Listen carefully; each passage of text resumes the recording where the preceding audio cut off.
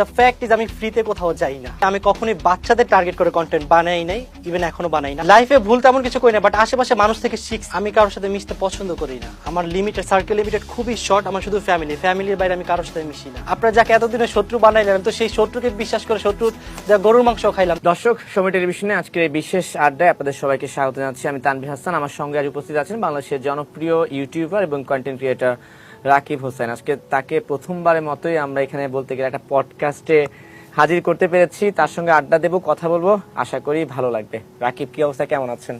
এই তো ভাই ভালো আছি, আপনি কেমন আছেন? আমিও ভালো আছি। ঘোরাঘুরি কেমন চলছে সেটা এক জানতে চাই, মাত্র সদ্য আসলেন। আলহামদুলিল্লাহ ভালো। কোথায় কোথায় গেলেন এবার?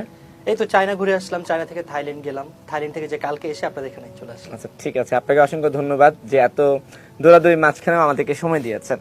প্রথম যে প্রশ্ন করতে চাই, সবাই প্রথমত একটা প্রশ্ন করে যে রাকিব বাংলাদেশের একজন কন্টেন্ট ক্রিয়েটর, ইউটিউবার, তো তাকে কখনো কোনো অনুষ্ঠানে আমরা পডকাস্ট বা এই ধরনের আড্ডা বা আলাপ চাইটা দেখি না, যেখানে অনেক কন্টেন্ট ক্রিয়েটাররা পডকাস্টে যাচ্ছেন, প্রোগ্রামে যাচ্ছেন, নিজের মনের কথা খুলে বলছেন।